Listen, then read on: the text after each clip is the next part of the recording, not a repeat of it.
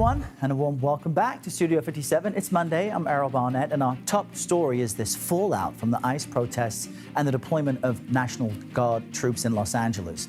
Overnight, fires were set and buildings vandalized. You can see it next to me. Mayor Karen Bass told CBS News Los Angeles that protests have been predominantly peaceful, and she blamed vandalism on a small group of people. She also called their actions just unacceptable. But President Trump is doubling down after sending in the National Guard to quell the unrest. He posted this on his social media platform overnight: looking really bad in LA, bring in the troops. And Democrats are not holding back their criticism of the move. Here's Senator Amy Klobuchar from Minnesota on Face the Nation yesterday, reacting to Mr. Trump sending in the National Guard without a request from the governor. He is hell-bent on inflaming the situations. Individual governors look at their states and make decisions. But in this case, the president, time and time again, has shown this willingness to, one, violate the laws we've seen across the country in many different situations outside of the immigration context, and two, inflame situations. And we have new CBS News polling on the Trump administration's immigration and deportation policies. This poll was taken Wednesday to Friday of last week. And as you see here, 54% of Americans approve of the deportation programs for people who are in the U.S. illegally. 42% say the White House's program is making people safer. You see the number that feel it's less safe, and there's been no change. CBS News correspondent Jonathan Vigliotti joins us now from Los Angeles with more. Good morning to you, Jonathan. Help us understand what you're seeing now, and what is the mood of the city overall after what's been an emotionally fraught weekend? Yeah, and good morning to you, Earl. We're here in downtown Los Angeles. I want you to absorb this snapshot of the scene because downtown this morning is locked down. You have easily hundreds of police officers that are staged throughout the area. We're limited in what we can actually show you right now because of all the graffiti that has been scrolled on the walls here. Easily thousands of protesters gathered yesterday into the overnight hours. We were here yesterday and watched as the violence only escalated. You had protesters standing off with law enforcement, using fireworks to spark and incite a response. That response did come. You had flashbangs from police.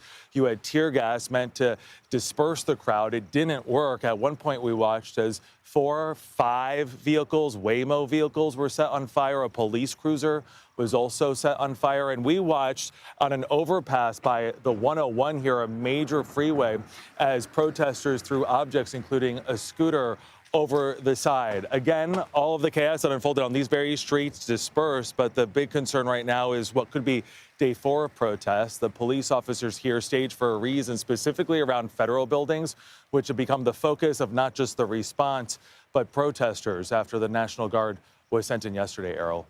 And Jonathan, what we're witnessing is a difference between how the federal government wants to address illegal immigration, in their words, and how state and local officials would rather address those topics. So what are you hearing from people there about how they see all of this? Yeah, there's a lot of frustration, anger, fear, and anxiety. As you can imagine, this all started on Friday with the escalation of these immigration raids, and it continued and escalated into Saturday, where what appeared to be a change in tactics and strategy deployed by immigration officials, and ICE specifically, as they pre-staged, this is in Paramount, California, outside of Home Depot, in a very visible way, which then caught the community's attention, which led to protests, then triggering the White House's response with the National Guard. It is the first time the National Guard has been deployed by the president over the objections of a state governor since the civil rights era in the 1960s. So let that sink in. The governor here, since responding, saying that the president has only created the chaos that now he claims to try to be solving and finding a solution for. And you also have the mayor, Karen Bass, here in Los Angeles using very pointed words, saying that this is intentional chaos. Of course, the concern being more chaos will continue today, day 4 of what could be more protests, Errol. Yeah, the sequence of events, as you laid it out, is a really important aspect of all of this. Jonathan, thank you very much. For more, let's cross over now to CBS News congressional correspondent Nikole Killion, who is changing scenery a bit and covering the White House for us this morning. Nikole, great to see you. Considering what Jonathan just laid out from LA there, what do we know about conversations between California Governor Gavin Newsom and President Trump? Because that seems key to this.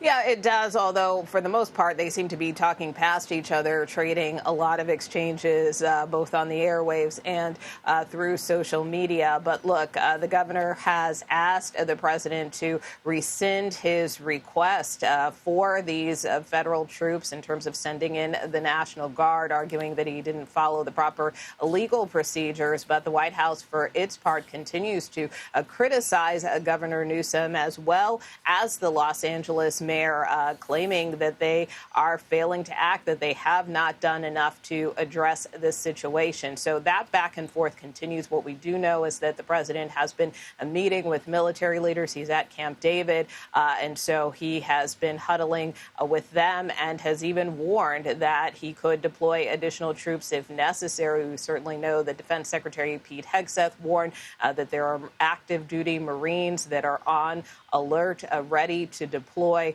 So this is a situation that seems to continue to escalate. And what, meanwhile, Nikole, are lawmakers on Capitol Hill saying about all this?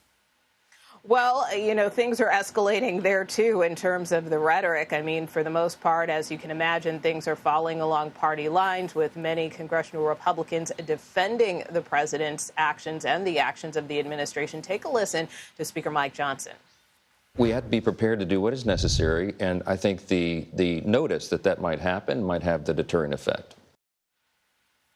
So he was responding to a question about putting those Marines on standby. He said he does not think it is heavy-handed, but of course, many Democrats disagree with that, and they believe that this is a politicized show of force. We saw former Vice President Kamala Harris issue a statement saying that she is appalled by what she is seeing. So obviously, Los Angeles is her home, and she is accusing the Trump administration of stoking fear. Other Democrats are saying that the president is hypocritical, given the situation on January 6th when the National Guard was not called in, but yet in this situation, he has been more quick to do so. So, again, the administration, for its part, says that it is well within its authority, that there is a specific U.S. code that they are citing, justifying their actions in doing this, but it still remains a flashpoint among lawmakers here in Washington.